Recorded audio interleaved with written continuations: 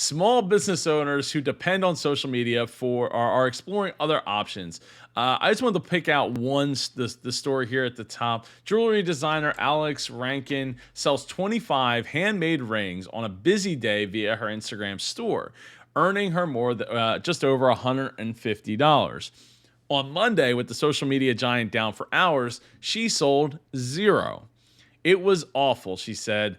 From sponsored posts to Instagram storefront, various tools built into Facebook, Instagram, and WhatsApp have become embedded in business plans, budgets, and for the smallest enterprises. Small business owners were at the mercy of Facebook on Monday after an outage lasting more than 6 hours left them with no way to generate revenue or speak with customers.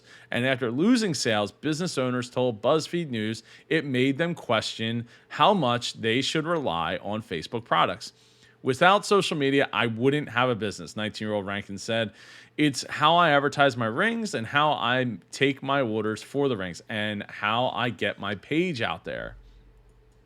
Since launching on Instagram 2 months ago, her business, Crafted by Alex, is entirely reliant on the platform, but the outage prompted Rankin to begin more long-term strategy. I plan to have my own website soon so people can order off that. I cannot control Instagram. The impact of the outage on businesses who use Facebook products has yet to be quantified, but early estimates of the cost put the losses at $100 million. In response to the impact of the outage on business owners, Facebook, which owns Instagram, issued an apology, but made no clear commitments to how it planned to rectify losses and mitigate any future mishaps. To everyone who was affected by the outages on our platforms today, we're sorry, a Facebook company spokesperson told BuzzFeed News in a statement. We know billions of people and businesses around the world depend on our products and services to stay connected. We appreciate your patience as we come back online. There's other stories. I will link this article down below, but you as the business owner need to, the number one thing is get the email address. Number one thing, get the email address. No matter what you're doing, creating, Instagram posts, creating Facebook posts, Twitter, this YouTube video, right? What's the first thing below this video? The first thing below this video is how you can go over to superjoepardo.com/rocket and get my free sales rocket guide or rocket your sales guide. And go in. And how do you get that? You put your email address in and I send it right to you, right? So now I've captured the email address. So, and that way I can have that relationship with you after the fact, right? If YouTube shuts what if YouTube shuts my account down, or YouTube goes down, right? Or Facebook goes down, or Instagram goes down? That email address is everything. It's everything. Email marketing is not dead at all. I was reading actually yesterday that, YouTube conversion rate, and I don't know how true this is, but given what I know from my own experience, my own data, is like 2.5%, right? Instagram is probably in that, maybe even less, because people like to go off the platform even less, and Instagram doesn't want you to go off the platform.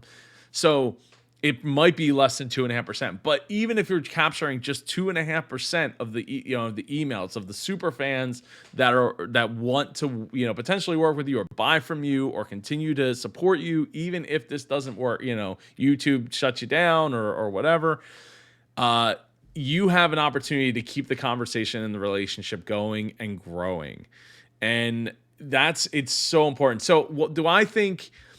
This question came up before with my good friend Samantha Riley.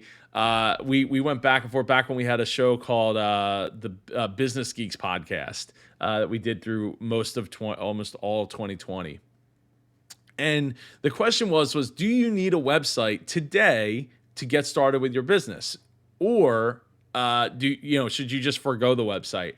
And look, I applaud Alex Rankin here for creating a product that people liked and love enough to buy in. And she's doing, she's earning over $150 a day, selling them on Instagram. Ding, ding. That's awesome. But she's also only been doing it for 2 months. And the best part about what she's doing is that she has proof of concept that people actually want the thing that she's creating, right? So having a website is great. It's isn't necessary if you have the skill and a little bit of time to put behind it. I would say get the domain name at the very least. At least if you have the domain name, you can always create a website later. But if you don't have the skills for that and you don't have the money to pay for somebody else to create it right here, right now, there are services. I mean, I recommend DreamHost. There's a superjoepardo.com/DreamHost link, affiliate link with a discount code down below.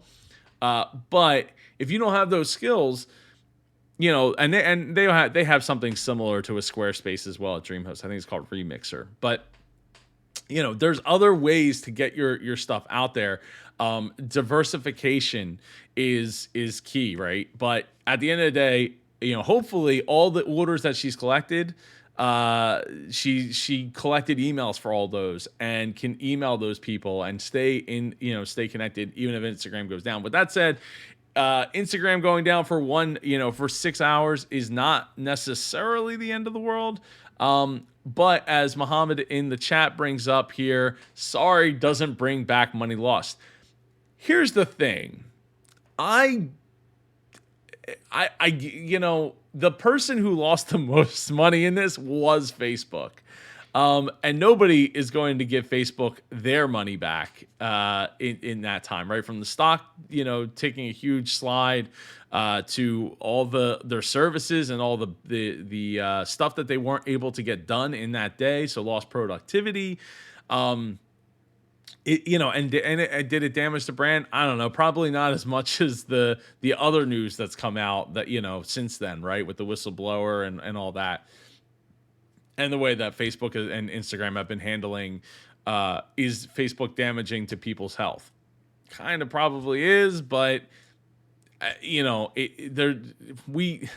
it's a give and take in that case, right? But I want you to be thinking, what can I do to diversify? What can I do to make sure that I'm capturing emails? If you have emails, you can always go to another email provider. Just make sure you're downloading and backing up your email list regularly so you have it local. So like, hey, I use Aweber, superjoepardo.com/Aweber, for my email.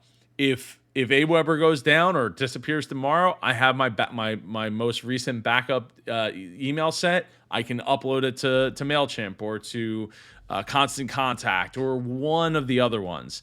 That to me is more necessarily more important than having a website. But get your domain. The domain's kind of important too. You always worry about doing the website thing later. Worst case scenario, you just forward the domain to your Instagram for now, and if something were to happen, then you forward it somewhere else. To your well, I don't want to say to your Facebook, but to your Twitter account or something to that effect.